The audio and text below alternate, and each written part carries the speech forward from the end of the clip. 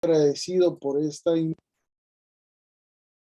invitación, pero a la misma vez también muy honrado por tomarme en cuenta para el desarrollo de estas actividades, sobre todo en un contexto de derecho de familia, al cual, por cierto, le he dedicado mucho tiempo, porque considero que estamos en una profunda crisis a un nivel que lamentablemente no se ha adaptado a las nuevas exigencias sociales.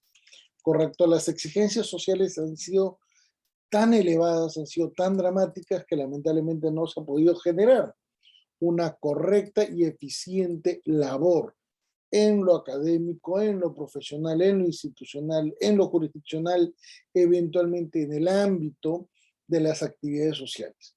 Por ello, permítame por favor compartir pantalla con la diapositiva. Un segundo, por favor. ¿Me confirman si se puede ver? Doctor, sí, pues, sí se puede ver. Perfecto. Entonces, nos toca analizar el marco jurídico nacional en contra de la violencia hacia la mujer y los integrantes del grupo.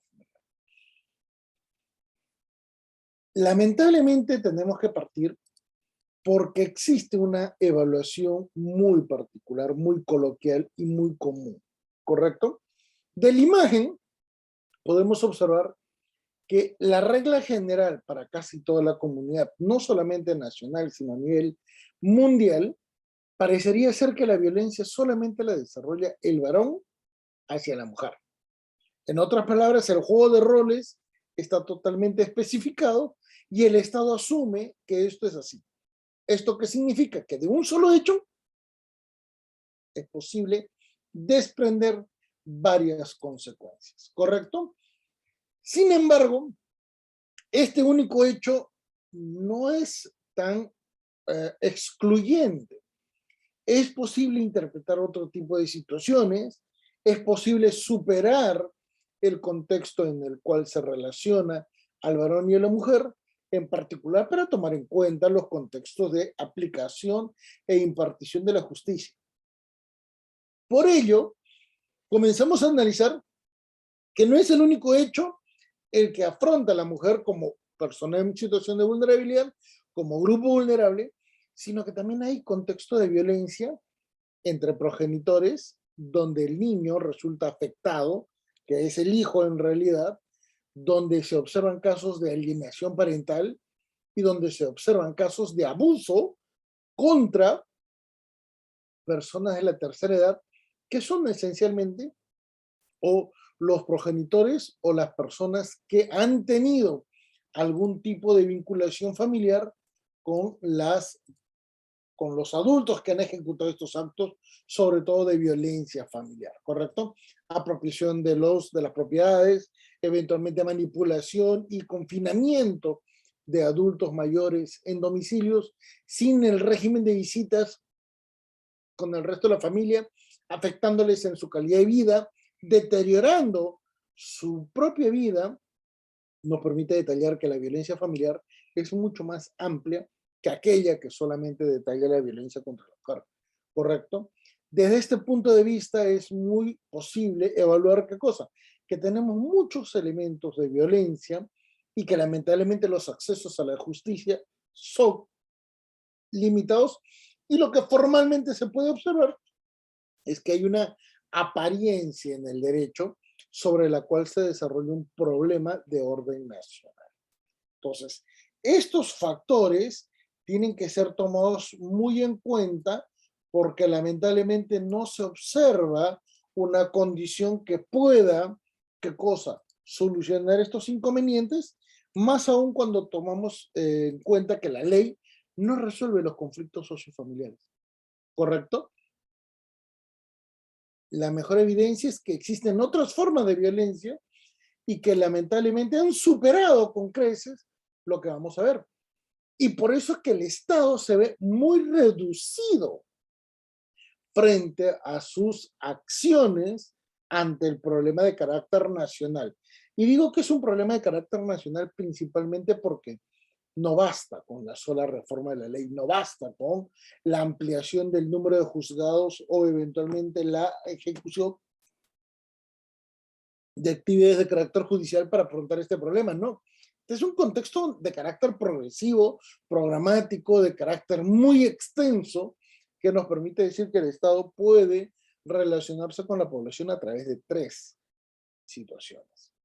A través de la ejecución de políticas de Estado que formalmente están expuestas en la Constitución, a través del desarrollo de políticas públicas, en particular para poder generar un objetivo común, alcanzar el objetivo común, en la cual es posible evaluar reformas parciales, cumplimiento de metas, eventualmente la ejecución de algunas condiciones programáticas, ¿correcto? Y finalmente las políticas de gobierno que están vinculadas sobre todo a la actividad muy focalizada de determinadas entidades, sobre todo a cargo de sus propias autoridades. El gran inconveniente es que las políticas de gobierno son temporales y son disfuncionales. Entonces, ahí vamos a observar que va a existir una pésima evaluación de estas políticas públicas, principalmente porque el manejo e interacción de sus brazos articulados no va a ser coherente. Por ello es que cuando surgen situaciones de crisis social, y ahora lo vamos a detallar, ¿correcto? Cuando surgen situaciones de crisis social, nos vamos a dar cuenta que ese único hecho, ¿correcto? Ese único hecho ha terminado por provocar una situación totalmente, ¿qué cosa? Muy especial. Esa única referencia en la cual estamos detallando nuestro ámbito de evaluación, ¿correcto? Ese único hecho, un solo hecho de violencia, necesariamente va a confluir en el ámbito del sistema judicial. Pero recuerden, esto no significa que vaya a existir una aplicación o una evaluación en el ámbito de la impartición de justicia de modo eficiente, ¿correcto? Un solo hecho de violencia familiar puede provocar una intervención judicial.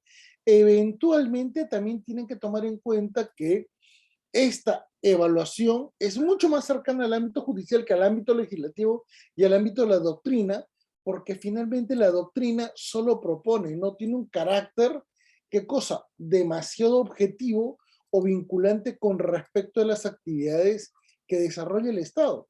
Por ello, va a ser absolutamente importante enfatizar el hecho que detalla que esos actos de violencia solo producen la intervención del Estado cuando se hacen denuncias o demandas, según sea el caso. Según sea el tipo de conflicto, ¿correcto? Puede ser un ámbito penal, puede ser un ámbito civil, puede ser un ámbito constitucional, puede ser un ámbito eventualmente de carácter civil. Por ejemplo, los conflictos derivados de contextos en el ámbito sucesorio se dan en el ámbito civil. Entonces, esta referencia permite decir que el articulado de las políticas públicas no necesariamente van a provocar que una actividad legislativa se genere para reformar el sistema judicial, ¿correcto? No va a existir ese camino que vaya a conducir a un resultado eficiente, porque esencialmente recuerden que cada una de estas entidades tiene sus propios parámetros de evaluación. En el sistema judicial, recuérdese que están muy cerca a la, ¿qué cosa? Población.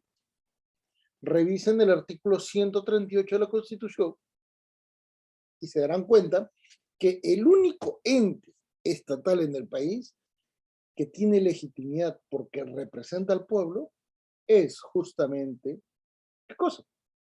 El Poder Judicial.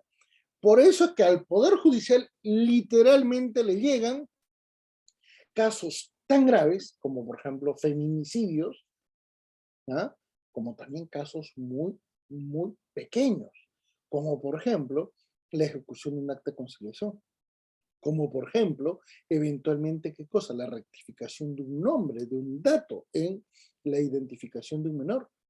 Entonces, la mala gestión que tiene el Poder Judicial para poder afrontar todos estos procesos, procedimientos en el ámbito judicial, termina por hacer colapsar su propio sistema y provoca que en muchas situaciones el trámite del proceso exija la intervención del Tribunal Constitucional.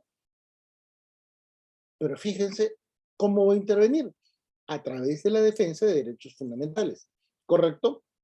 Y si tanto el Poder Judicial como el Tribunal Constitucional quedan limitados, recuérdese que esto además va a provocar que tal vez intervenga la Corte Interamericana de Derechos Humanos.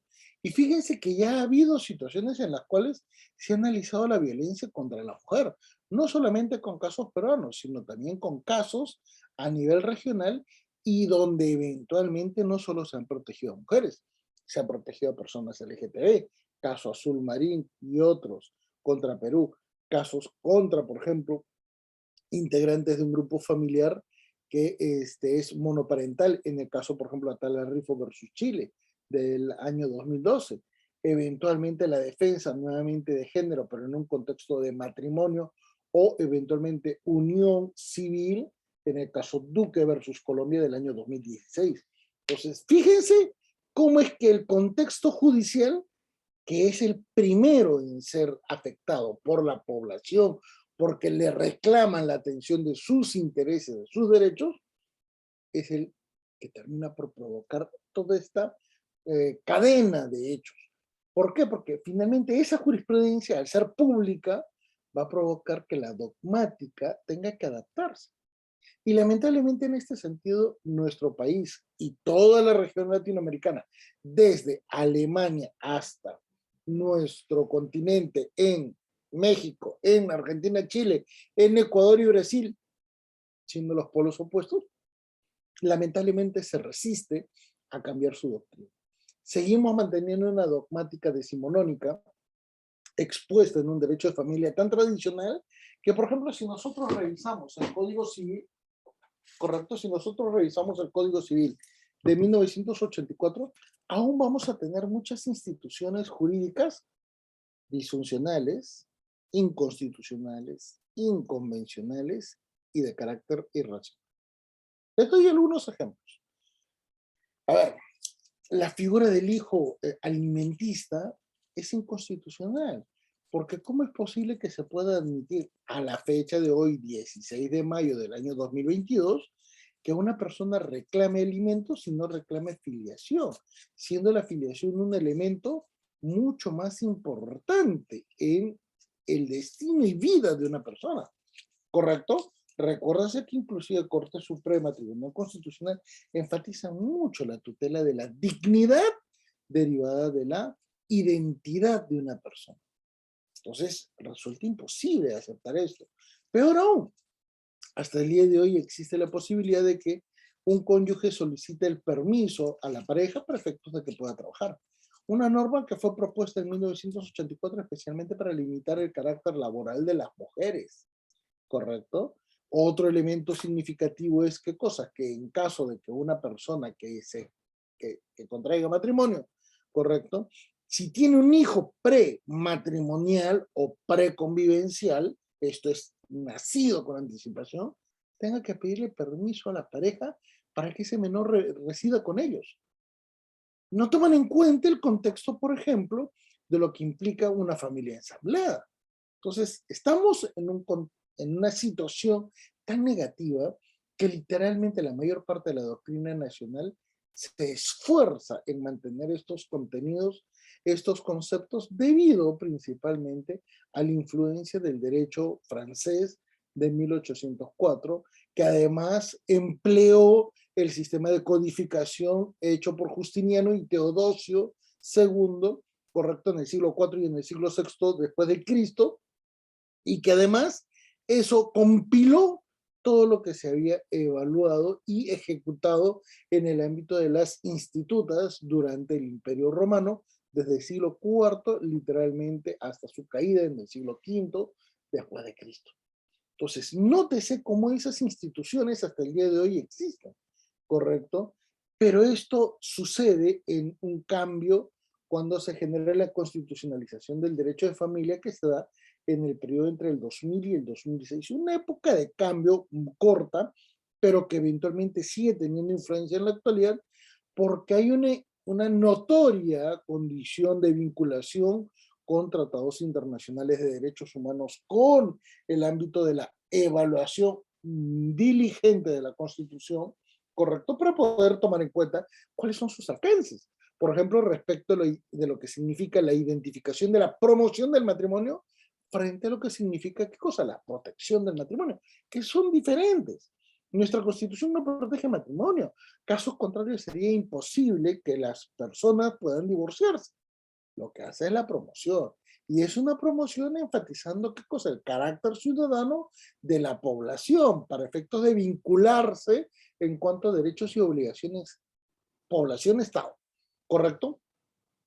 A continuación, desarrollamos, ¿qué cosa? Un derecho procesal de familia desde el año 2006 en adelante, en particular por la notoria influencia de dos sentencias sumamente significativas que se desarrollaron en el Tribunal Constitucional. ¿Correcto? La primera de ellas, y la que da origen a todo esto, es la evaluación del expediente 06572-2006, proceso de amparo Tribunal Constitucional, sobre la cual se evalúa el caso de Janet Rosa Domínguez, una conviviente que sin tener impedimento matrimonial termina enviudando y su esposo, con quien no había tenido ninguna condición negativa para atender sus derechos, correcto, no la había registrado en el ámbito de su entidad laboral. Entonces, cuando ella reclama sus derechos conforme al artículo 5 de la Constitución, le dicen, no, un momentito, el decreto legislativo 19.990 no te da el derecho a ti, porque el derecho se lo da solamente a la cónyuge. Evidentemente, en un análisis constitucional, un decreto legislativo queda en un orden inferior frente a lo detallado en la Constitución.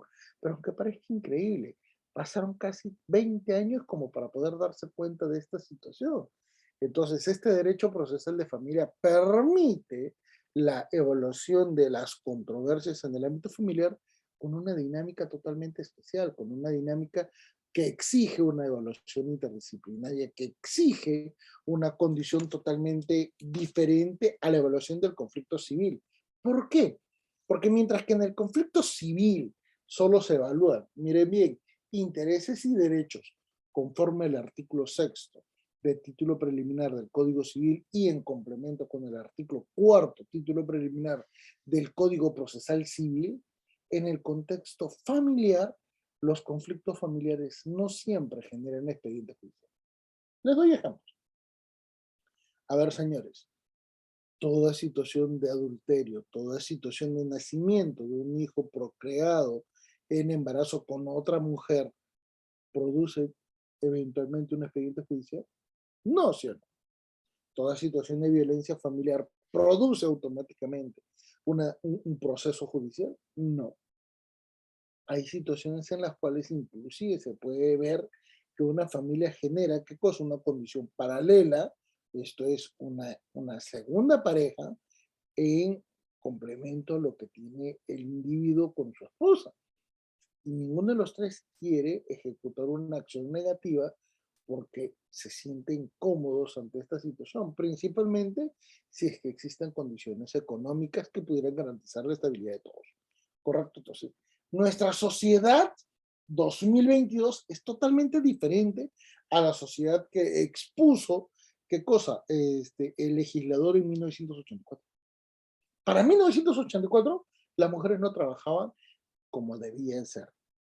En ese caso, las mujeres trabajaban a un nivel de subordinación, trabajos muy limitados, trabajos muy eh, temporalmente y remunerativamente hablando, muy limitados. Policía, secretariado, profesorado, ¿correcto? La actividad laboral en lo económico era muy limitada. Eventualmente existía una familia monoparental que desarrollaba un modo de vida totalmente distinto a lo que actualmente existe, ¿correcto? Donde la gran mayoría de mujeres en condiciones de 18 a 26 años ya ha optado y decidido eventualmente, ¿qué cosa? Retrasar las condiciones de la maternidad y retrasar las condiciones sobre las cuales desarrolla su propio ámbito privado, ¿correcto? Sobre esta base, entonces, comenzamos a detallar y observar que frente a todo ese proceso de evolución muy significativo, el legislador peruano no ha querido ir a la par, ¿correcto? Y desde 1984 hasta la actualidad se han desarrollado situaciones limitadas, situaciones muy, muy condicionadas a factores sobre todo de naturaleza política y por lo tanto lo que se ha podido observar no ha garantizado de modo eficiente, ¿qué cosa? Una buena adaptabilidad de las condiciones normativas a un ámbito, ¿qué cosa? Mucho más intuitivo en las relaciones familiares, ¿correcto? Sobre esta base, entonces, vamos a darnos cuenta que esa actividad legislativa, ¿correcto?, ha provocado algunos procesos de reforma. Les doy un ejemplo. Yo he estado en el Congreso 20. Durante estos últimos casi 40 años de vigencia del Código Civil, se han planteado hasta 3 reformas integrales al Código Civil. La última reforma se dio en el año 2017-2018. No llegó a ningún lado. Esa propuesta se presentó el 4 de agosto del año 2018 y el día 21 de agosto se estaba presentando cosas, nuevos proyectos, se estaban aprobando decretos legislativos que reformaban el Código Civil sin que los juristas que hayan participado en la comisión de reforma hayan sido tomados en cuenta. Es más, les comento, esa reforma no generó nada. Una reforma como si no hubiera existido la necesidad de algún cambio en el Estado, con lo cual evidentemente el nivel de responsabilidad de estas personas permite detallar que, aunque parezca increíble, las exigencias sociales de poder adaptar una nueva realidad no se cumplen. Y no se cumplen porque la presión del contexto decimonónico es muy elevado, ¿correcto? Entonces, ¿qué pasó como consecuencia de toda esta actividad legislativa? Ante los cambios disfuncionales es evidente que la sobrecarga en el ámbito judicial iba a ser cosa sumamente elevada, ¿correcto? ¿Por qué? Porque no se ha tomado en cuenta el carácter interdisciplinario, complementario, transversal y dinámico que implica la evaluación de un hecho de violencia familiar. Y ese es el gran error desde 1984. ¿Por qué? Porque no se ha tomado en cuenta que el conflicto familiar proviene de diferentes elementos individualizados, pero que requieren una acción integral. Ejemplo, un solo hecho civil, un solo hecho puede provocar una evaluación civil, una evaluación penal, una evaluación probatoria, una evaluación, ¿qué cosa? Constitucional o una evaluación en el trámite de un proceso judicial. Entonces, ¿por qué es importante evaluar todo esto? Porque, por ejemplo, puede pasar un caso de tentativa de feminicidio, se puede salvar una víctima, ¿correcto? Pero esta víctima va a seguir siendo casada. Y la pregunta es, no, pero es que es voluntad de ella divorciarse. Acaba de salvarse la vida. ¿No creen que un juez debería tomar en cuenta eso y declarar, oiga, usted atentó contra su esposa? Por ende, tiene el derecho de plantear el divorcio. Y si usted no lo quiere hacer, no se preocupe. Nosotros de modo automático deberíamos intervenir. ¿Cuál es el criterio para poder mantener ese matrimonio? Que la vuelva a atacar y que esta vez sí la mate? ¿Ese es el sentido de la ley? No, ¿sí o no? Entonces, ahí nos damos cuenta que el carácter absolutamente decimonónico de esta normatividad provoca una distorsión. Esa distorsión entonces nos permite decir, miren señores, ante la necesidad de cambios sociales, ante la necesidad de cambios sociales, es que se van generando nuevas situaciones. ¿Cuál es la situación que deberíamos tomar en cuenta? Señores, ante los casos de violencia familiar, ¿correcto? Ante los casos de violencia familiar, debemos enfatizar que en este tipo de situaciones, ¿correcto? Un solo hecho de violencia familiar puede generar, ¿qué cosa? Una intervención significativa del contexto judicial, ¿correcto? Pero recuerden, el contexto judicial, si tiene una legislación y una doctrina sumamente limitada, no va a generar un correcto activismo judicial. ¿Qué significa activismo judicial? El juez se convierte en un actor significativo en el ámbito de la evaluación de la ley en un juzgado, ¿correcto? Puede superar el contenido de la ley, por ejemplo, a través de sentencias normativas en el ámbito constitucional, como también puede, ¿qué cosa? Referir o hacer interpretaciones de carácter sistemático empleando, ¿qué cosa? La legislación internacional, ¿correcto? Puede aplicar la Convención Americana, puede aplicar eventualmente el Tratado de Derechos Humanos sobre tal materia, sobre la otra materia. Así se puede aplicar el CEDAW, la Convención de Derechos del Niño y otra serie de articulados normativos, ¿correcto? Sobre esa base, entonces, ahí se van a dar cuenta que la doctrina ya tiene un mecanismo de cambio y ese mecanismo de cambio está impuesto por las exigencias sociales que le permite evaluar nuevas realidades que no necesariamente van a estar de modo masificado en el ámbito judicial. Por ejemplo, el estudio de familia ensamblada, el estudio de dualidades en régimen matrimoniales proviene de la doctrina, no proviene de la jurisprudencia. Y a pesar de que no proviene de la jurisprudencia, la procura complementar para que en caso se generen este tipo de situaciones que ya se observan en la sociedad, el juez pueda tener un mejor mecanismo de solución a las controversias que está evaluando, ¿correcto? Sobre esta base, entonces, la actividad legislativa es absolutamente importante, ¿correcto? Recuérdese que estamos en un sistema jurídico y en un sistema jurídico donde la ley tiene características particulares, ¿correcto? Por lo tanto, si nosotros vamos a tomar en cuenta esta actividad legislativa, es porque estamos ante la necesidad de ¿qué cosa? De poder generar un sistema jurídico, ¿correcto? Ese sistema jurídico, recuerden que va a enfatizar el modo en el cual se interpreta la ley, ojo señores, en el cual se interpreta la ley respecto de la naturaleza y condiciones culturales de nuestra, bueno, zona de residencia, que es en realidad el mundo occidental.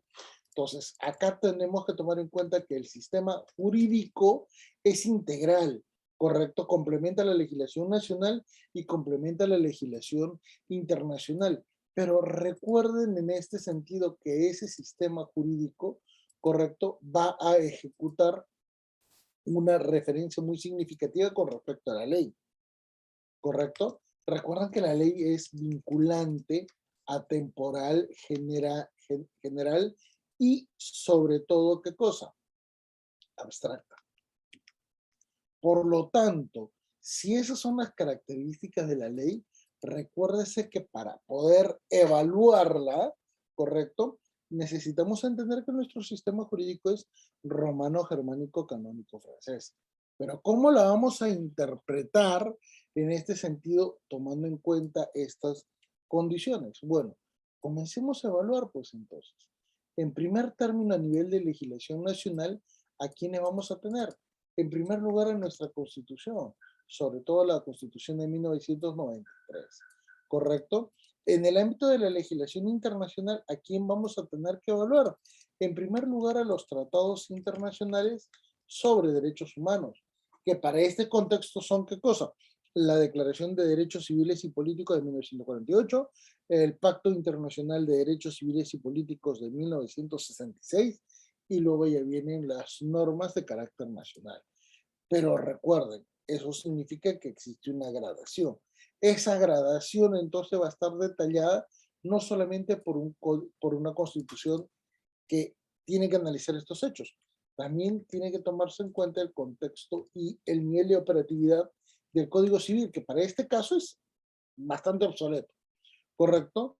En complemento, la segunda norma con carácter vinculante y de carácter muy eficaz, ¿cuál será?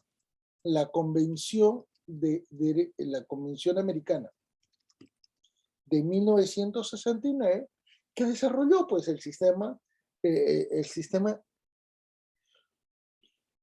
interamericano de protección de derechos humanos. ¿Qué significa el sistema interamericano de protección de derechos humanos? Recuerden que es la Corte Interamericana y la Comisión Interamericana de Derechos Humanos. ¿Por qué su carácter importante y referencial para nuestro estudio?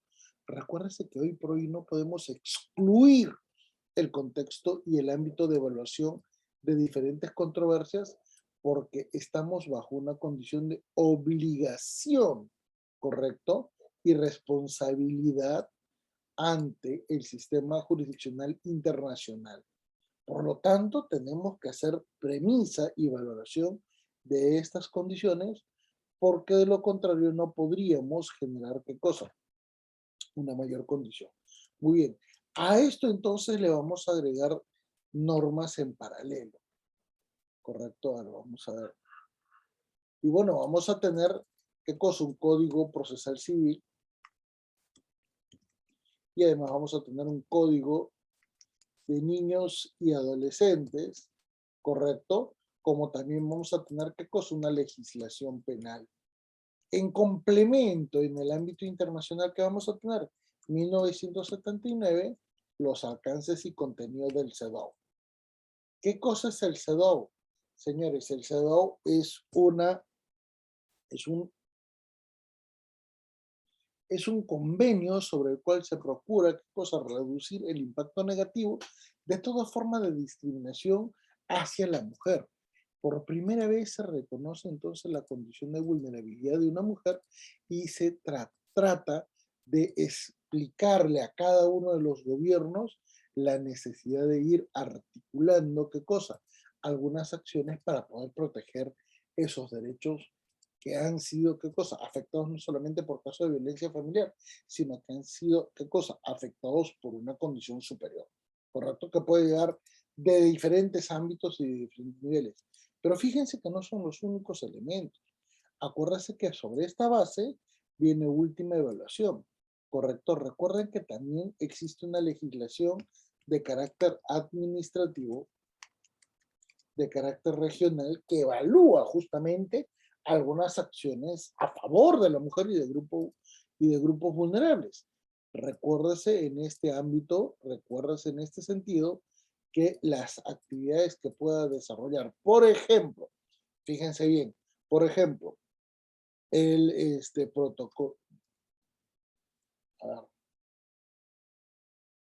protocolo de Río no, se me fue ahorita el nombre, espérenme, el protocolo de Río, Belén do Pará,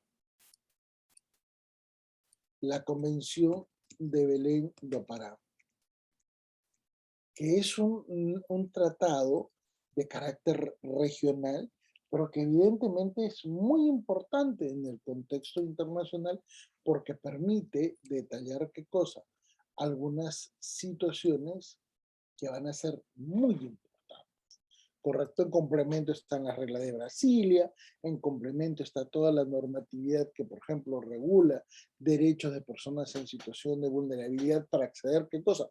Al Ministerio de Justicia, a la defensa de oficio, eventualmente para, ¿qué cosa? Reducir el costo del trámite en el DNI, eventualmente para poder acceder a algún programa de atención popular del Ministerio de la Mujer, o eventualmente puedan acceder, ¿qué cosa? A políticas eficientes de parte del Estado, como por ejemplo Pensión 65, si es que por ahí lo amerita. Entonces, nótese que existe todo un conjunto dinámico de referencias sobre las cuales nuestro tema en evaluación debe ser tomado en cuenta, ¿correcto? Sobre esta base, entonces, nos vamos a dar cuenta que, vamos a ver, que el desarrollo de políticas públicas, ahora sí para verlo en el ámbito nacional, necesita atender, necesita desarrollar, necesita puntualizar algunas actividades de modo directo con respecto de la línea de especialidad que se quiera evaluar. ¿Correcto? Por eso es que cuando analizamos políticas públicas tenemos que tomar en cuenta que estas son especializadas, son excluyentes porque tienen un objetivo totalmente diferente al que se pueda proyectar en otro ámbito. Y además son disfuncionales. Y ese es un error. Lo especializado es correcto, pero lo excluyente y lo disfuncional se observa por la práctica. Y les doy un ejemplo muy sencillo, ¿correcto? Por ejemplo, ¿qué sucede cuando se evalúa un contexto de atentado contra la indemnidad sexual en un juzgado penal respecto de un padrastro con respecto de una hija? No se analiza si esa pareja se separa, se divorcia, no se analiza si eventualmente el impacto psicológico en la menor agredida puede ser significativo. No, como si fuera un patrón de referencia totalmente autónomo y no importan las consecuencias, porque bueno, la ley no lo fijó así. Y ese es un error.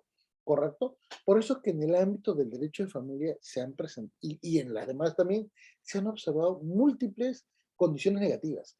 Condiciones que han ido amplificando, por ejemplo, el abuso del concepto de género. Género no tiene nada de negativo, no tiene nada de malo. El problema es que se enfatizó tanto el valor de género que literalmente está provocando, ¿qué cosa? La desprotección de la mujer. ¿Correcto? En este sentido, se ha buscado tanto proteger, por ejemplo, las comunidades LGTB, que al final se dan cuenta que han promovido los derechos de un colectivo en forma, ¿qué cosa? Totalmente superior a los derechos que tiene una mujer en el ámbito de su propia naturaleza. ¿Correcto? Lo cual, el efecto negativo que estamos tratando de detallar es porque no han logrado tener sustento, no porque estén mal planteados o no respondan a una necesidad. Lo responden. El problema es que se han hecho mal, ¿correcto? Por eso es que, por ejemplo, cuando se analiza un contexto penal, no se toma en cuenta. ¿Qué cosa? El contenido de la ley penal, no se toma en cuenta el iter criminis, no se toma en cuenta la política pública punitiva, porque recuerden que no todo tiene que ser evaluado sobre la base de una condena penal efectiva. Es posible la implementación de otras formas o categorías de responsabilidad penal que no involucran una limitación a la movilidad personal, ¿correcto? Eventualmente también en el contexto civil, nótese cómo es que la modificación de la identidad de la persona humana, por ejemplo, en la casación 1622-2015, Arequipa, es absolutamente incongruente. Y es incongruente porque lamentablemente el legislador y el contexto judicial no han valorado que la identidad del niño es un valor de carácter natural, de carácter humano, de carácter fundamental, de carácter convencional, de carácter progresivo, de carácter dinámico. Entonces, ahí han hecho mal alguna evaluación y por eso es que el contexto del derecho judicial resulta sumamente limitado, pero porque existen también en complemento otros factores muy negativos. Falta de recursos, ¿correcto? Falta de personal, eventualmente mucha presión en el ámbito político. ¿Y qué es lo que ha provocado? Que casi todo se pueda evaluar desde una perspectiva exegética.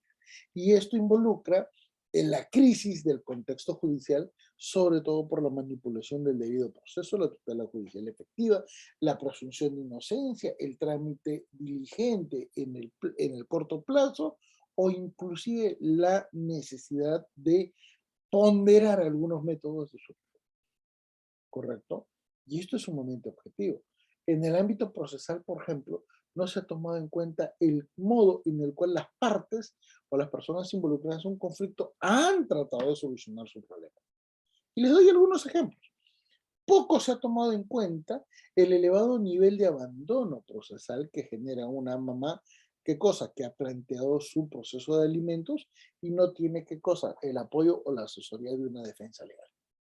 En otras palabras, como no es necesario ir con un abogado, ¿qué es lo que pasa a una persona que no conoce del procedimiento, que no conoce la naturaleza del conflicto, que no conoce eventualmente cómo se tramita un expediente judicial? Termina por, ¿qué cosa? Provocarle una situación de estrés y termina por provocar el alejamiento del proceso, porque no sabe cómo se desarrolla, ¿correcto? En esto tenemos que tener mucho cuidado porque recuerdan que ante la ejecución, ¿qué cosa?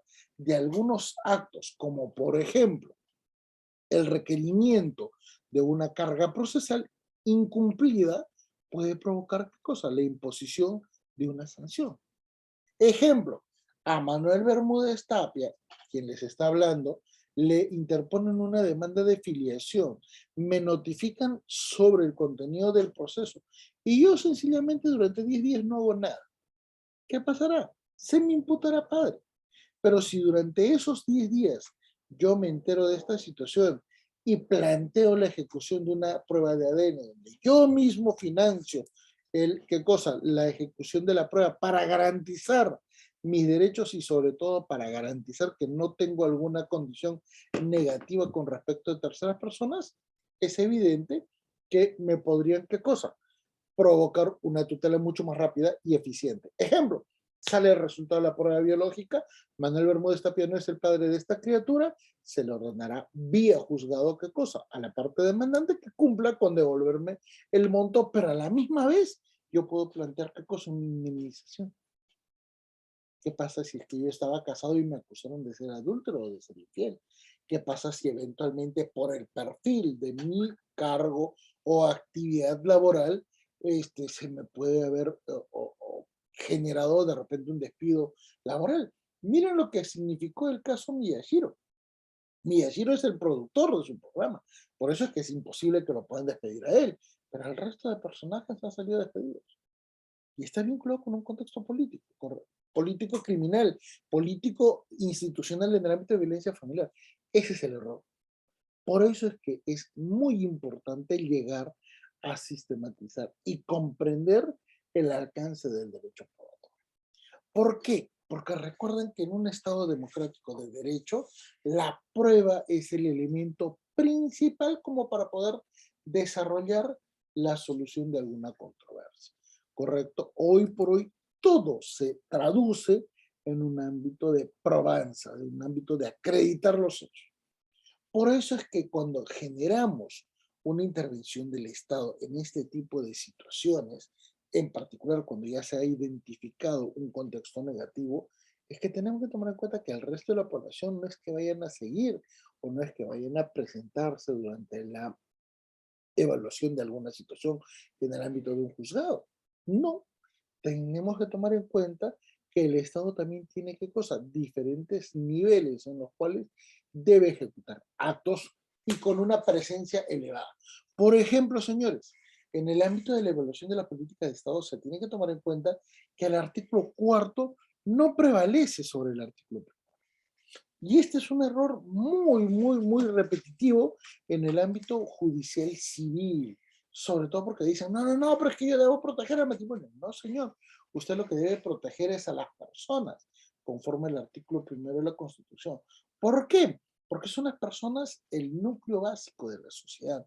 Porque sin estas personas es imposible generar cosas, una condición de vinculación respecto a los hechos y respecto de la cultura tradicional que se vive en este país.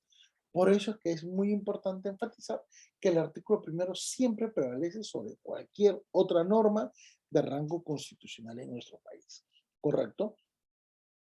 En nuestro país ya se quiso llevar esa muestra biológica y lamentablemente esa muestra que desarrolla un contexto muy limitado a la evaluación del matrimonio, de la familia, las relaciones familiares, que inclusive tiene que ver con el contexto biológico, por ejemplo, con el tema de la filiación y de la parentalidad, no ha sido evaluado correctamente. Tanto es así que, por ejemplo, cuando se quiso aprobar, por ejemplo, la tenencia compartida, no se encontró una solución efectiva. Es más, la propia ministra de la Mujer salió a decir de que no se puede aprobar esa norma porque esa norma atenta contra la mujer. Que la pregunta es, ¿cómo? Si es que esa propuesta que había sido aprobada en el Congreso de la República y que se trasladó al gobierno nacional, se detalla de forma expresa en el artículo primero que lo fundamenta, que la tenencia compartida es un valor, ¿qué cosa? Secundario y derivado de situaciones donde no se registran contextos de violencia. ¿Qué significa esto? Que no se puede aplicar si es que las partes reportan una situación negativa. Entonces, ¿cómo es que la ministra no leyó eso? ¿Cómo es que no leyó el primer encabezado de un artículo que supuestamente el gobierno podía aprobar sin ningún tipo de problemas?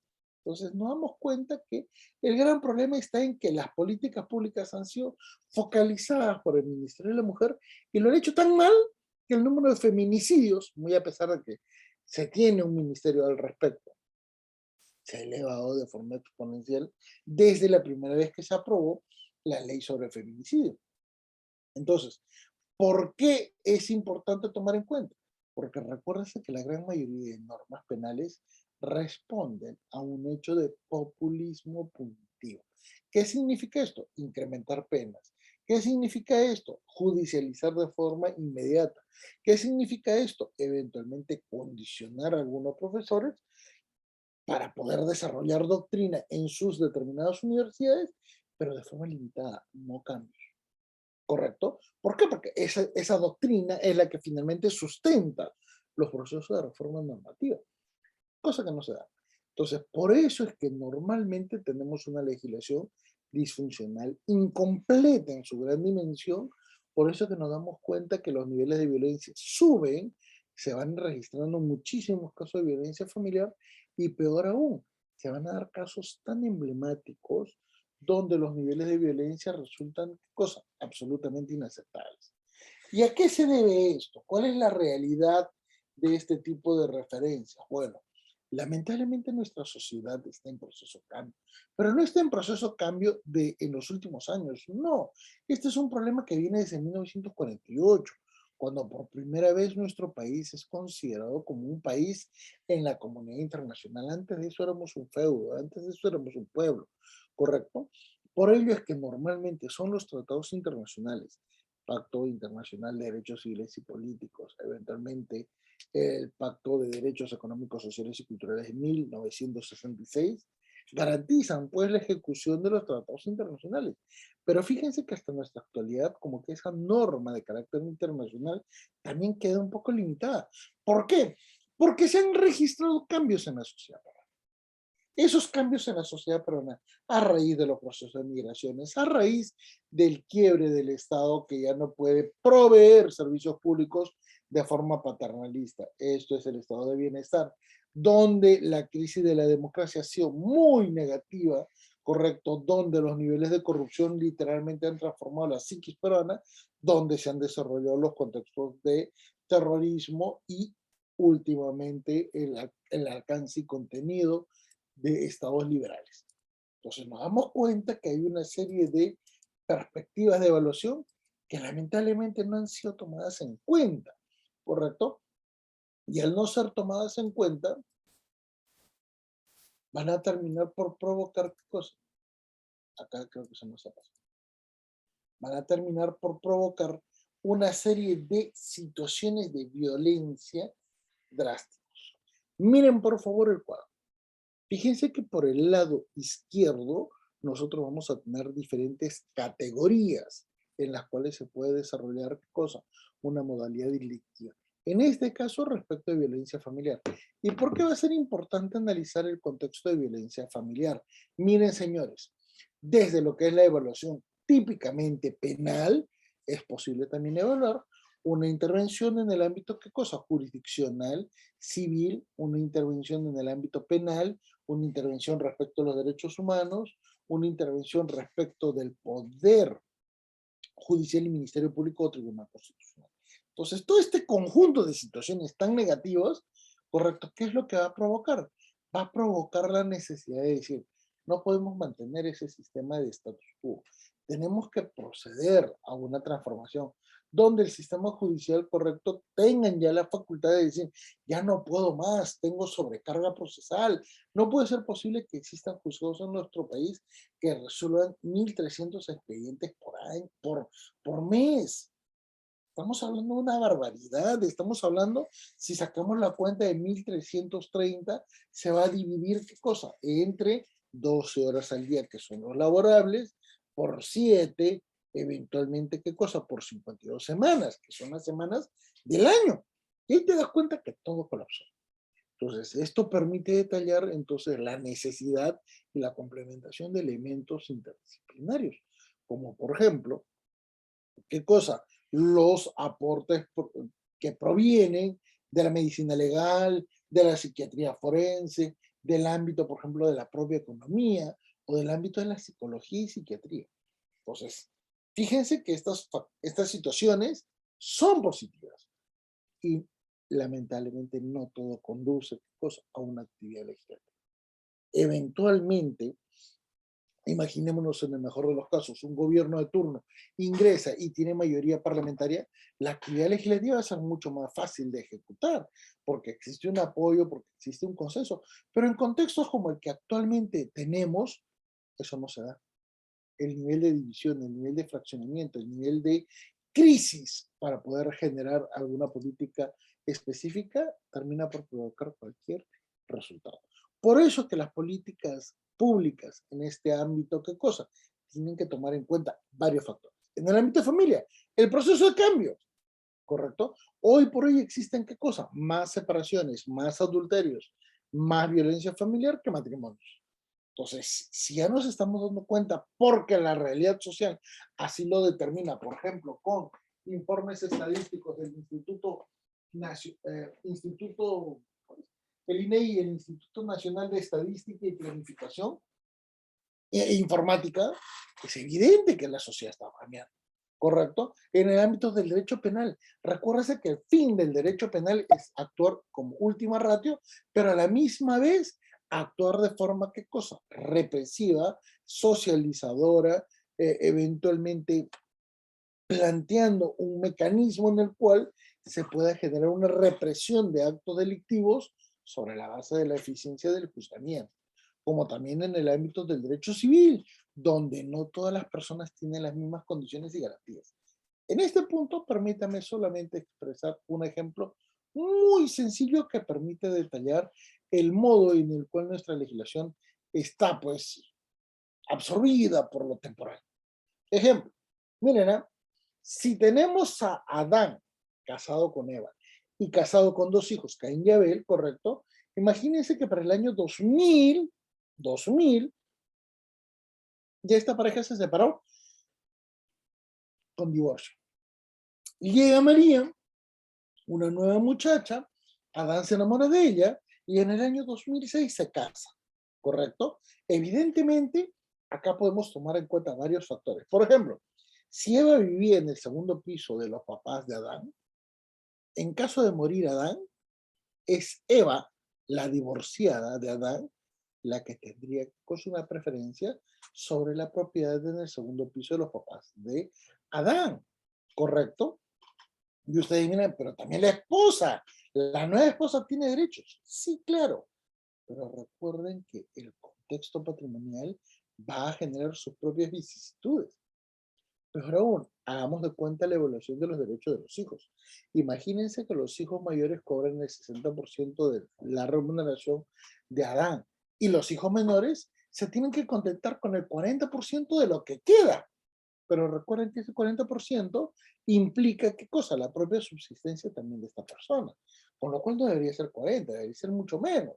Debería ser probablemente el 20% porque el otro 20% le permitirá a este individuo, ¿qué cosa? Superarse o vivir en la sociedad. Por eso es que en América Latina, por ejemplo, los hijos un poco mayorcitos viven con sus padres. ¿Correcto? Un contexto totalmente distinto en el ámbito comparado donde en el common law los chicos a los 16 años ya buscan tener una autonomía, ya tienen que buscar una actividad laboral productiva porque el pensamiento va dirigido hacia otras condiciones, ¿correcto? Solo tomando en cuenta estas valoraciones nos da la posibilidad de decir que el sistema ha colapsado. ¿Y por qué ha colapsado? Primero porque el modo en el cual se analiza el conflicto ha quebrado. Ejemplo, no es lo mismo analizar intereses, derechos y expectativas que suelen darse en el ámbito familiar que eventualmente situaciones de puro derecho, que eventualmente situaciones de carácter, ¿qué cosa? Dañino en la comunidad respecto a una persona. Entonces, entiéndase por favor que cuando uno plantea una actividad, una acción, lo que en esencia procura es detallar. Fíjense, señores, existen varias condiciones interdisciplinarias que deben ser tomadas en cuenta para poder así dar una solución mucho más efectiva a lo que ocurre en la crisis familiar. ¿Y qué es lo que ocurre en la crisis familiar? Comenzando que esta crisis es un modo de presentación o de alocución bastante particular. Nótese que todo esto se puede desarrollar en diferentes niveles y por eso es que normalmente podemos tomar en cuenta 4 valores. ¿Cuáles van a ser esos 4 valores? La persona, que es la que fundamenta la sociedad, la ley, por ende el Estado y finalmente el tiempo. Correcto. De todos estos factores, el único que cambia es el factor tiempo, pero que es inmutable también como si fuera la ley. Correcto. Recuerda que estamos ante un panorama latinoamericano, por ejemplo, donde esto es muy frecuente, principalmente cuando personas en situación de vulnerabilidad quieren cambios. ¿Y por qué es importante detallar esto? Porque fíjense que se van a generar 4 condiciones. Y esas 4 condiciones garantizan el modo en el cual se aplica la legislación sobre violencia familiar, por razones muy elocuentes. A ver, la primera de ellas. En caso de matrimonio, donde se registra el factor de legalidad de forma ordinaria y también de forma excluyente. A ver, creo que alguien me está llamando. A ver, creo que... o se colgó. ¿Alguien me llamó? Bueno, entonces, tomando en cuenta que estas condiciones van a ser absolutamente gráficas, a ver, es el registro de asistencia, chicos. Entonces, tomando en cuenta que estas referencias van a ser muy gráficas, véase que cuando una pareja se casa, de forma automática ya se genera un nivel de asignación de derechos y de deberes. Si eventualmente el novio fallece porque, bueno, se impresionó, qué sé yo, automáticamente hay una sucesión, excluyéndose los demás integrantes de la familia, los papás, los hermanos, ¿correcto? Pero fíjense que eso está en el ámbito, ¿qué cosa? Superior derecho. En el ámbito inferior izquierdo es lo que es ilegal. Esto es lo inaceptable, lo inadmisible en el ámbito de nuestro sistema jurídico, pero sí puede ser aceptado, por ejemplo, lo ilegítimo. Ejemplo sencillo, concubinatos o las situaciones de informalidad, donde eventualmente no se cumple el alcance de la ley, pero el tiempo garantiza derechos. Ejemplo muy sencillo. ¿Qué pasa si Manuel Bermúdez se queda, por ejemplo, en una residencia que no es la suya, la invade y se queda por 20 años? ¿Ustedes creen que no podría plantear una prescripción adquisitiva? Claro que sí, y es más, en menos tiempo. Pero fíjense que estos factores pueden provocar una diferenciación de diferentes categorías en el ámbito de las relaciones personales, ¿correcto? Matrimonio, convivencia propia, convivencia impropia, convivencia de mala fe, concubinato. Muchos dirán, ¿tantos niveles de convivencia? Sí, señores, hay situaciones en las cuales una conviviente no conoce el perfil personal de la pareja y convive. Y al final se entera que de repente era casado, ¿correcto? Otra situación muy particular, ¿qué cosa es? La convivencia de mala fe. Esto es cuando los dos o uno reconoce ante la pareja que tiene un impedimento matrimonial y que eventualmente esto puede generar algunas controversias, ¿correcto? Y a pesar de eso, la pareja puede continuar. ¿Y qué significa concubinato? Señores, concubinato hace referencia al modo en el cual los hijos, los dependientes, en un contexto pueden ser cosas trasladados en otro grupo familiar. Esa es la convivencia. Perdón, el concubinato. Concubinato en forma muy sencilla y muy directa, ¿qué cosa es? La relación paralela a una relación primigenia en lo familiar. Matrimonio, convivencia. ¿Correcto? Miren que estos conceptos ya los estamos exponiendo con mayor énfasis, ¿correcto? Pero, ¿qué es lo que sucede? Si se han dado cuenta, les he dado el detalle de varios tipos de familia. Bueno, lamentablemente, la crisis familiar no es solamente contra la mujer, es también contra otros integrantes del grupo familiar. Por eso es que la evaluación del conflicto, correcto, que tiene una naturaleza íntima y privada, va a tener un contexto muy especial si es que son la pareja la que se pelea. Si eventualmente es la pareja más los suegros y eventualmente, ¿qué cosa? En la contraparte también tienes al individuo y eventualmente a los suegros. También vas a tener, ¿qué cosa? Una referencia muy importante cuando este tipo de conflicto se va agudizando, se va extendiendo en el tiempo, donde se genera, ¿qué cosa? La judicialización. Peor aún, cuando ya estamos en el ámbito público, te das cuenta que muchas veces esa sentencia no logra tener ningún resultado positivo. Entonces, te das cuenta que hay varios niveles de evaluación, te das cuenta que hay varios ámbitos en los cuales intervienen personas, pero a la misma vez te das cuenta que comienzan a generarse varios elementos donde tú puedes desarrollar el perdón familiar, donde tú puedes, ¿qué cosa? Aceptar los hechos dañosos y no reaccionas, como también puedes amplificar la violencia familiar. Entonces, véase que hay una multiplicidad de situaciones y que inclusive una evaluación en el ámbito de la protección de derechos de la mujer no la convierte necesariamente, ¿qué cosa? en una persona que pueda acceder a una reparación inmediata. Esto se da en el contexto penal, por ejemplo.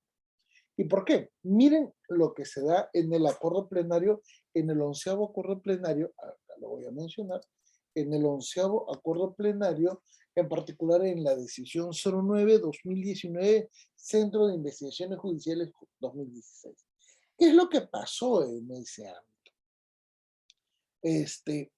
La evaluación de una controversia de carácter penal por parte del juez penal exigió a través de la Corte Superior y a través de los órganos inferiores que toda situación en la cual se haya acreditado de forma mínima un acto contra la mujer provocará su intervención. En otras palabras, no ha tomado en cuenta esa ley el carácter privado íntimo del contexto del conflicto familiar, más aún cuando no existen referencias que pudieran condicionarlas, ¿correcto? Segundo elemento, nos damos cuenta que en ese tipo de acuerdo plenario se le exige a los fiscales y a los jueces proceder a tramitar una denuncia. Una cuestión, y si es obligatorio proceder, significa que de todas maneras va a haber delito, y ahí está lo incorrecto. ¿Estamos? Entonces, acá nos damos cuenta que el derecho penal entonces no tiene la misma naturaleza en su evaluación respecto a los hechos de carácter familiar y civil. Por eso es que los fines del delito, el contexto de los elementos del delito resultan ajenos a esta evaluación. Peor aún cuando se desarrolla un contexto de violencia, por ejemplo, entre personas de otros niveles en los cuales no intervinieron estas partes procesales. ¿Qué sucede si lamentablemente el nivel de violencia se incrementa en este sentido? Pero claro, como ha sido expuesto en otro expediente judicial, no se sabe. Entonces, ahí nos damos cuenta que hay una serie de valores y una serie de elementos que van desde el ámbito penal que se evalúan incorrectamente, como por ejemplo la naturaleza de los hechos. Si ha sido autónoma, si ha sido continuado, si ha sido provocado, y sobre esa base nos damos cuenta entonces que los elementos que dan la posibilidad de plantear una acción judicial, sea en instancia civil, sea en instancia penal, ¿correcto? ¿Qué es lo que va a provocar? En primer lugar, una mala interpretación de la perspectiva de género. En segundo lugar, una sobrecriminalización típico de políticas públicas punitivas, paternalistas en el ámbito penal. Y finalmente, la invisibilización de muchos actos de violencia contra otras víctimas. Entonces, nos damos cuenta que esta evaluación jurídico-penal se centra en el análisis del expediente. Pero fíjense que por razones de competencia y de jurisdicción, ese expediente no es el único. Ese expediente puede desarrollar un proceso penal, un proceso civil, por ejemplo, una pedida de protección familiar, un sistema de protección cautelar, procesos constitucionales y procesos ante el propio sistema interamericano de protección de derechos.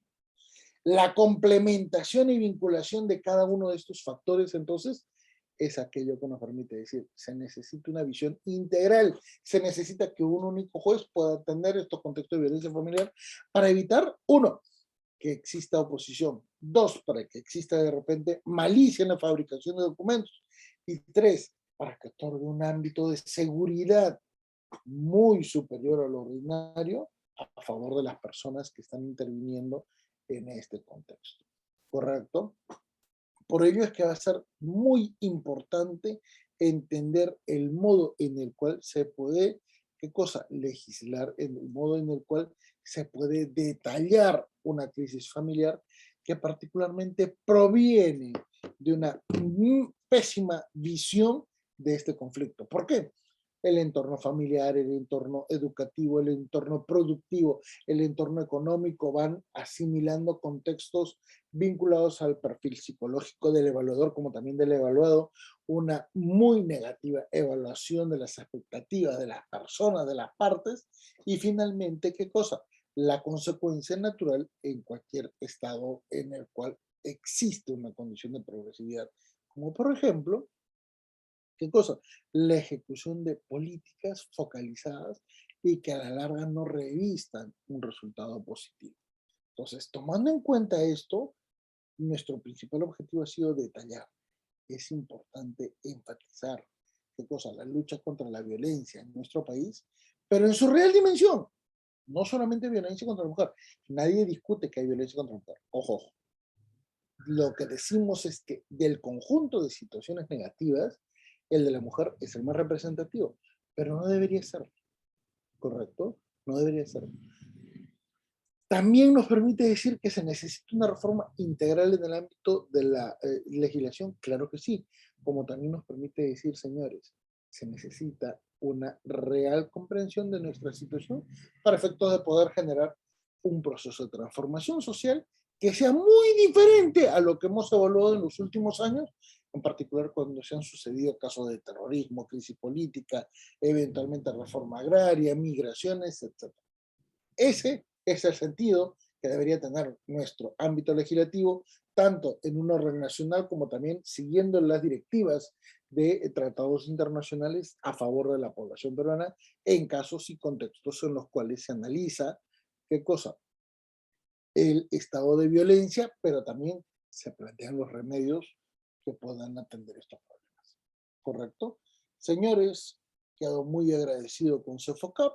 Eventualmente tenemos unos minutos como para poder plantear la atención de algunas consultas con el mayor de los gustos.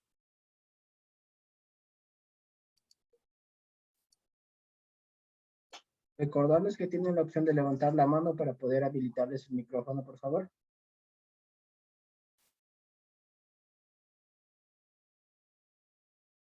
Adelante, Berenice. Buenas noches, doctor. ¿Cómo está? Qué gusto escucharlo. Doctor, la pregunta es la siguiente. ¿Qué podemos hacer cuando existió un episodio de violencia dentro de una familia y se dictaron las medidas de protección? El varón las está cumpliendo, pero justo en ese momento se dan cuenta que ella estaba gestando y han retomado la relación. Entonces, han vuelto a vivir juntos, no se han vuelto a presentar situaciones de violencia. Él está cumpliendo, él cumplió sus terapias, incluso también las siguió de manera particular, pero hay un proceso abierto que aún no notifican, pero quería saber qué podríamos hacer allí, doctor. Es una pregunta muy bonita, no por el contexto de violencia que estamos analizando. Es una pregunta bonita porque te exige una interpretación mucho más amplia de lo que está pasando. ¿Correcto? Esto es absolutamente importante. Recuérdese que en este sentido, lo que nosotros vamos a tener que evaluar no solamente está en el ámbito de la legislación de la ley 36.364, sino que además está en función de lo que dice la Constitución, de lo que dice el Código Penal, de lo que dice el Código Procesal Civil. Entonces hay una serie de elementos normativos que pueden ser aplicados. Ahora bien, recuérdese en una perspectiva constitucional que finalmente va a delimitar al resto de disciplinas una acción especial. Uno, miren señores, fíjense en esta situación. El artículo 1 de la Constitución detalla que todas las personas son dignas, ¿correcto? Y sobre esta base de dignidad condiciona el alcance y contenido del artículo 4 de la Constitución. El artículo 4 de la Constitución detalla el nivel de protección de personas en situación de vulnerabilidad. ¿Correcto? Hay un micro, por favor, si pudieran apagar. Entonces, ante esa situación de vulnerabilidad, recuérdense que prevalece el artículo 1 de la Constitución. Ahora, es cierto, hay una medida de protección, pero recuérdense que en la evaluación de las medidas de protección existe una evaluación pericial. Y después, esa medida de protección exige el desarrollo de un proceso, cosa que pueda ser el definitivo para evaluar el caso en evaluación. Tomando en cuenta esto, las partes pueden optar por una reconciliación. Recuérdese que inclusive en el Código Civil es posible la reconciliación de personas que están en un trámite de divorcio, correcto, antes que se ejecute una sentencia. Entonces, valoren esa posibilidad y por eso es que siempre detallo, el conflicto de familia no es un conflicto civil puro, donde solo analizas intereses y derechos. En el conflicto familiar puedes analizar expectativas, puedes analizar elementos de carácter subjetivo, como por ejemplo, yo pondero la permanencia con mi pareja para efectos de mantener mejor a mis hijos. Yo pondero, ¿qué cosa? El superar estos hechos negativos porque confío en mi pareja y probablemente y en el futuro no vuelva a ejecutar estos actos. Correcto. Hay una condición de subjetividad en esta situación. Ahora, recuérdese que para pensar en lo negativo también es posible detallar que estas personas puedan ser cosas presas de alguna patología, como por ejemplo el síndrome de Estocolmo o eventualmente el síndrome de Lima, que por regla general suelen, ¿qué cosa? Permitir la inducción de actos negativos, pero por un efecto psicológico. Me siento totalmente atado. Podría tener, ¿qué cosa? El efecto, el síndrome de Estocolmo. Si eventualmente apoyo a una expareja para efectos de que esta situación de complicación que ha tenido con su actual pareja pueda delimitar algo, es que yo estoy asumiendo un síndrome de Lima. Entonces es muy complicado. Y lo peor del caso, recuerda que en el ámbito de la demanda y en el ámbito de la denuncia, lo que se evalúa son hechos. Hechos que se exponen en un periodo de tiempo, no que tienen un carácter dinámico, ¿correcto? Porque todavía no se han acreditado. Ahora, tú en el ámbito penal y en el ámbito civil puedes presentar nuevos elementos probatorios, pero no sobre la variación de los hechos que inicialmente has detallado. Entonces, esa es la pregunta de rigor. ¿Qué hacemos? Bueno, recuerden que las personas pueden, ¿qué cosa? Acceder a una reconciliación y reunificación familiar. Y si eso procede, lo ideal sería que el juzgado pueda tomar en cuenta una pericia psicológica para determinar si esta reconciliación o este ámbito de solución de controversias es positivo para todas las partes. ¿Mm? Ahí sería la respuesta.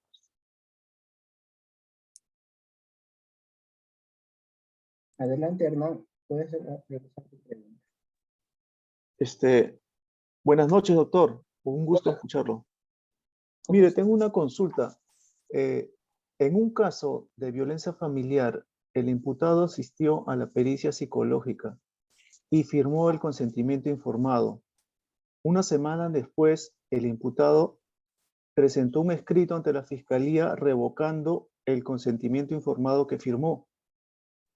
El fiscal del caso dispuso se impida dicha revocación, ordenando no al lugar, y dispuso se recabe la pericia oficial, ¿no? La pregunta sería, dado que ninguna ley prohíbe que los evaluados revoquen su consentimiento informado, ¿se vulneró o no el siguiente derecho fundamental del evaluado? Nadie está obligado a hacer lo que la ley no manda, ni impedido de hacer lo que ella no prohíbe. Es que acuérdate que la evaluación del conflicto la hemos tenido literalmente 24 siglos sobre la base de una condición estática, ¿correcto? Esa condición estática no se garantiza en la actualidad. ¿Por qué? Porque el contexto dinámico familiar, el contexto familiar es dinámico y además es atemporal, puede cambiar. Hoy esta familia puede estar súper bien. Mañana esa familia puede estar en un contexto de violencia total. Al día siguiente no pasó nada. Y luego tienen un periodo de felicidad total. Entonces, ese es el gran problema de tratar de encuadrar un conflicto a una única naturaleza. Acá, señores, estamos hablando de referencias de un carácter totalmente complejo y sobre todo de carácter, ¿qué cosa? Dinámico, interdisciplinario, sujeto a algunas condiciones que no suelen ser detalladas de forma objetiva. ¿Mm?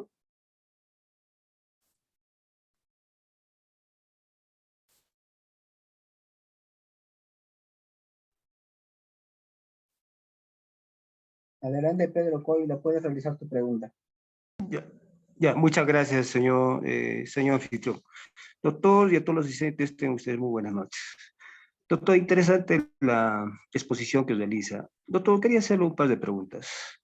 Doctor, bueno, la ley de protección familiar también indica de que debe protegerse a los ex convivientes. La pregunta es, doctor, hasta esto, digamos, hay un ejemplo, doctor.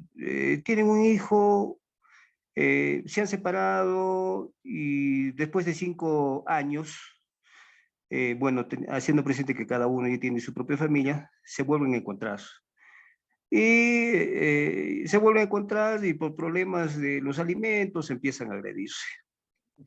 Doctor, han pasado 5 años, cada uno tiene su propia familia, cada uno tiene sus propios ingresos. Entonces la pregunta es si, doctor, a estos si esta relación de convivencias que ha pasado, que no, bueno, que han tenido que ha sido hace 5 años, es que estaría amparado por la ley, por la ley de protección familiar. Esto específicamente para ver los parámetros del artículo 122b. Sí, Ese es uno, doctor. Dos, es, doctor, ¿qué se entiende, doctor? El 122 dice que las agresiones deben de haberse producido dentro del artículo, dentro de los contextos que indica el artículo 108b. Y el artículo 108b, bueno, menciona ahí varios contextos. Doctor, ¿necesariamente tiene que ser en estos 4 contextos que dice el artículo 108b? ¿O a qué se refiere, doctor, este término de contexto? es que ese es el gran problema. Si le haces un control de constitucionalidad a esa interpretación, te vas a dar cuenta que en el ámbito penal no resulta posible, ¿qué cosa? El uso de analogías o de criterios de interpretación. Lo que has leído se trata de una norma penal en blanco. Y las normas penales en blanco no detallan con suficiente capacidad la regulación punitiva que plantea el Estado. Entonces tú dices, ¿a qué se refiere?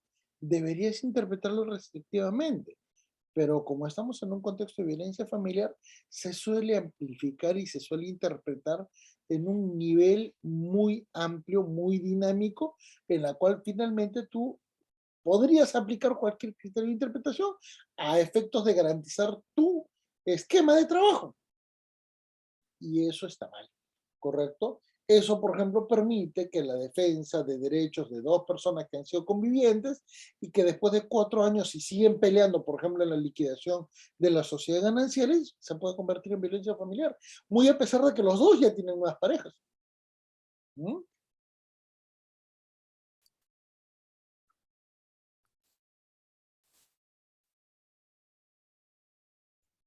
Adelante, Rosario, puedes realizar tu pregunta. Buenas noches, doctor. Habla Rosario Rospigliosi.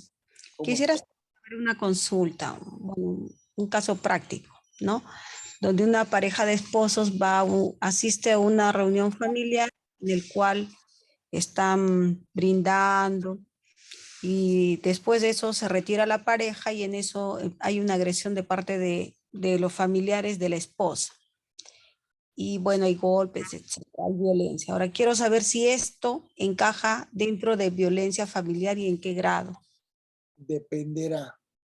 Quienes han golpeado a un sujeto, si domicilian en la misma residencia, violencia familiar. ¿Correcto? Si no, lesiones. Doctor, disculpe, ¿y qué tipo de lesiones serían ahí? Depende, pues acaso se tiene que hacer la evaluación. Acuérdate que la evaluación para hacer una lesión a nivel leve o una lesión a nivel grave va a depender de las consecuencias, en las cuales, por ejemplo, la inasistencia a un centro de trabajo o eventualmente el tener un descanso médico pueda determinarlo. ¿Sí? Muchas gracias, doctor. No, encantado. Acá tenemos una última pregunta en el chat de parte de Shirley. Nos dice, Doctor, ¿sería ideal que ante un proceso de violencia familiar la mujer pueda divorciarse de manera rápida, contando únicamente con esa sentencia? Porque en los procesos contenciosos de divorcio, por su demora, incluso se puede generar otro tipo de violencia, ya sea económica, patrimonial. Es que a eso va. Debería ejecutarse esto de un modo mucho más efectivo. A ver, yo les pregunto, ¿por qué quieren defender al matrimonio en esos casos de violencia familiar? ¿Cuál es el sentido? ¿Cuál es el criterio? Si se han querido matar. ¿Cuál es el nivel para poder decir, no, no, no, que acá se tiene que aplicar la defensa de la familia? No tiene sentido, ¿sí o no? Al final de cuentas, el artículo 1 de la Constitución defiende a la persona antes que al matrimonio, antes que a la familia. Porque finalmente es la persona la que provoca el desarrollo de un contexto matrimonial. En ese sentido, resultaría posible detallar que en este tipo de situaciones, si ya tienes acreditada la violencia, no iniciar un segundo proceso judicial, sino en ese momento también pedir qué cosa, por una razón de economía procesal, que se declare qué cosa, el divorcio.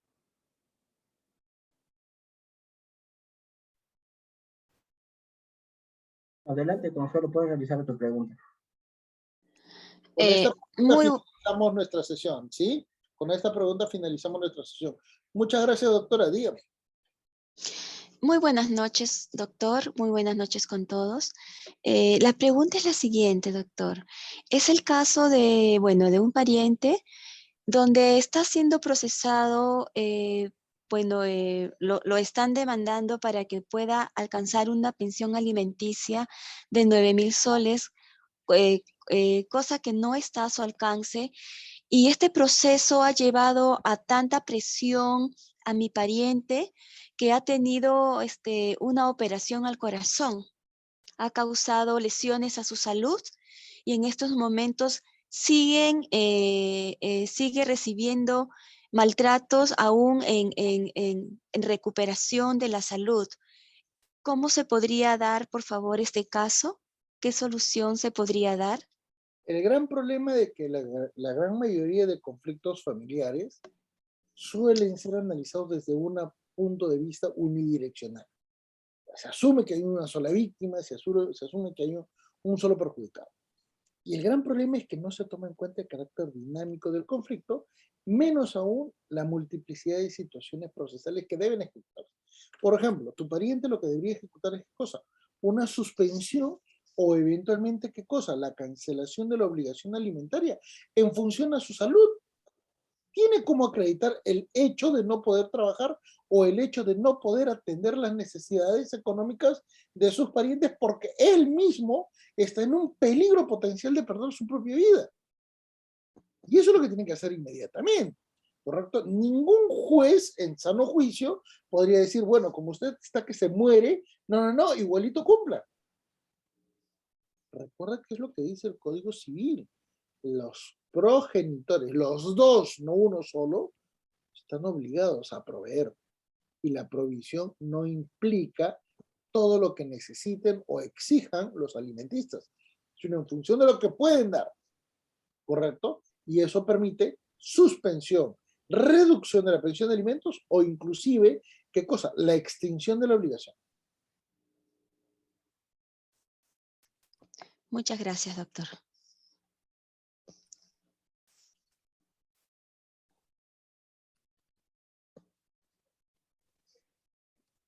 Bueno, doctor, con esto estaríamos culminando nuestra sesión de hoy. Muchas Muchas gracias. gracias, doctor. Siempre es un gusto tenerlo acá en nuestras clases, en nuestros diplomados. Muchas gracias, doctor. Buenas noches. A ustedes.